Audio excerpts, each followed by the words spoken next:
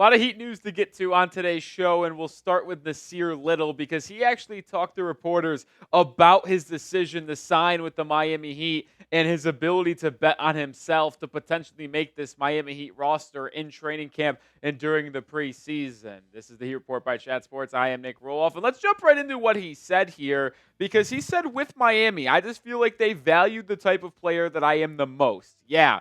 There were other opportunities, but I just felt like the reputation that Miami has with players like myself and just the conversations that I had with the staff around here, it wasn't to that extent with any of the other organizations. He bet on himself because, as most of you know, the Heat have now 15 players on the roster, but they're right up against that second apron to where if they gave Nassir Little a standard guaranteed contract, because remember, Little has a non-guaranteed contract. If they gave him guaranteed, they would have went into the second apron, which just simply they're not doing that and having all those punitive restrictions on ability to change their roster and make deals for Nassir Little. So when he was working out for teams like Miami, Golden State, Sacramento, Boston, he ultimately decided that he may possibly get an opportunity with a bad team like the Pistons, like the Hornets, or something like that for the season. But instead, he wanted to come into, in my opinion, the best developmental staff and organization in the entire NBA and try to work on his game either to make the Heat's roster or come out better on the other side. And I did want to go back to what Barry Jackson had to say about this because I think it's very important when you just think of Nassir Little and what his long-term possibilities are with Miami. Well, Barry makes a note that the Heat have until October 19th at 5 p.m. to decide whether to cut Little without him ever counting against the salary cap, luxury tax, and aprons, or incur his daily cap hit by keeping him on its roster for the start of the regular season. So they technically could keep him and then I think release him later on in the season, but that seems like something Miami might not be willing to do. And listen, I'll be honest. I'm excited to see Nassir Little perform in a Heat uniform in the preseason during training camp, specifically during the preseason because we'll be watching all those games here on the channel. But, I mean, this is someone who is a former first-round pick, former second overall recruit out of high school, super long wingspan, super athletic, super good defensively. If he could ever figure out offensively, he would have been someone that would be in a roster. But he shoots 33% from three, and nowadays, if you can't be an average three-point shooter, which is 35, 36%, and you don't do something else absolutely elite, well, then it's going to be tough to make a roster. But predict it for me. Will Nassir Little make the Miami Heat's roster? Will he ultimately earn a fully guaranteed contract this season? Type Y for yes or type N for no. Let's talk about Haywood Highsmith now because he talked to 5 Reasons Sports Network. He talked to Barry Jackson about what he wanted to improve on this offseason. And the number one thing that he said was playmaking. And I absolutely love this because if you have been with us on the channel in the past, you would know that we talk about Haywood quite a bit. And the one thing that I always have said that he needs to take the next step on is improving his playmaking because he is already the second best defender on this team behind Bam Adebayo in terms of being able to guard 1 through 4, point of attack guy, guard wings. It doesn't matter. Haywood is your second best defender. And he improved enough offensively last season to where he was averaging 6.2 points per game, shooting 40% from three, to where now you could feel comfortable with him being on the floor, especially with how effectively he was hitting those corner threes on catch and shoot situations.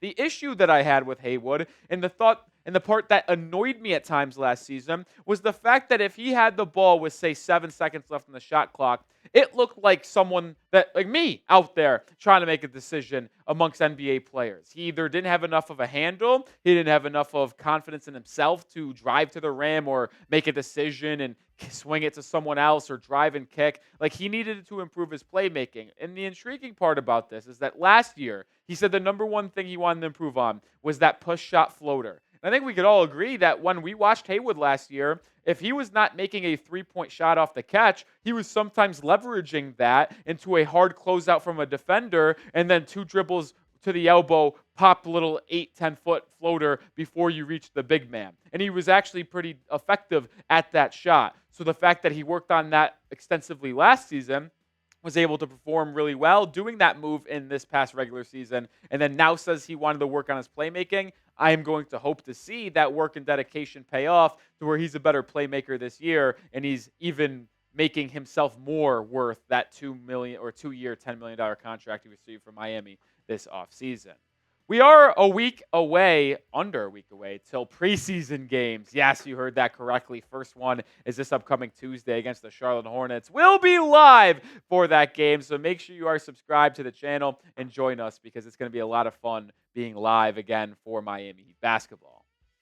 All right, let's talk about Pelle Larsson and Alec Burks because our good friend Duncan Robinson actually spoke to some media members about the two of them and what they can bring to the table as two newcomers on this Heat roster. Duncan and Burks are similar. They're both snipers. And Duncan said that Burks' ability to make tough shots and do it in a variety of forms, off the dribble, catch and shoot, off balance. He's super dynamic as a shooter, and we've been playing a bunch of pickup. And I think it's going to be fascinating to see what Alec Burks does for this Heat basketball team this season because I do think he is going to play a role on this squad. And maybe I would have answered that differently a week ago, but then once we learned that Josh Richardson is not 100% and not close to 100% and has a real high chance of missing the beginning of the season due to that shoulder injury he suffered against the Boston Celtics last February, that I think Burks now could be that 9th, 10th guy off the bench in the start of the regular season. And the best part about having a guy like Alec Burks on your roster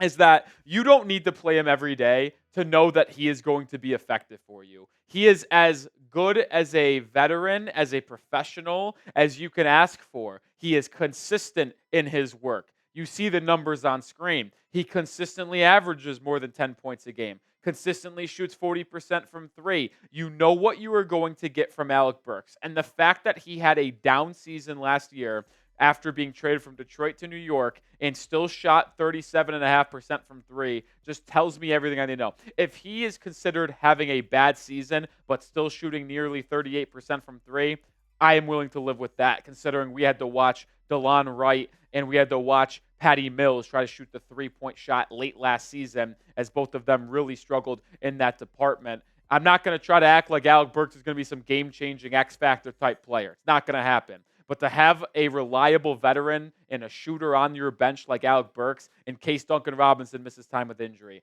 in case Tyler Hero misses time with injury, with Josh Richardson out of lineup, I feel very good about that signing. And honestly, it's the only exterior free agent Miami signed this year, but I thought it was a really good move by Pat Riley.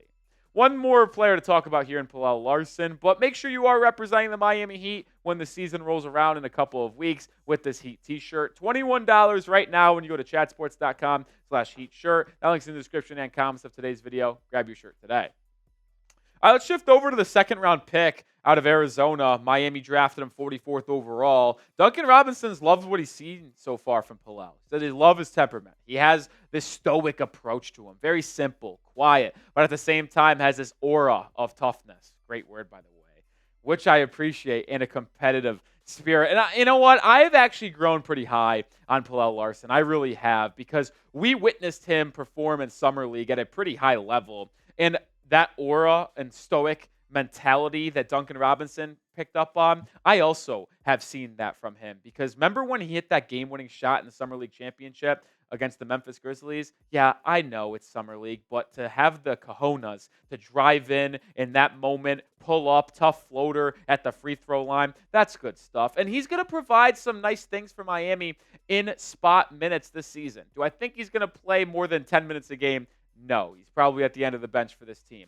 But when injuries occur and they need a spark from a rookie, they could go to Pelle Larsson because he is an excellent IQ player. He has a great understanding of the game. He is a physical and athletic player that can guard 1 through 3. Not going to say 4 whatsoever, but he gets in your grill, is not afraid to use his physicality, and he's a very strong guy as well. And he excelled at three-point shooting in college. He shot about 35, 36% at Summer League, which every rookie usually takes a dip when they go from college to three-point or to NBA three-point shooting. We'll see if he's able to be better about it during the regular season. But he's got a lot of different things that Eric Spoelstra likes, a lot of different things that Pat Riley likes, and I assume that he's going to get some minutes this season. Don't think he's going to be anything special. There's probably a chance that he spends maybe some time in the G League as well if he's not getting any minutes on the bench, because why would they keep him around? But either way, I like the long-term upside of Pelle Larsson, and I can't wait to watch him play for the Heat in the preseason as well. And make sure you are subscribed to the channel because, like I said, preseason is just under a week away, and we'll be going live for those games like we did last year, and like we did for all the regular season and postseason games. It's going to be a fun season on tap. I feel something special brewing. So make sure you're subscribed and join us for the ride.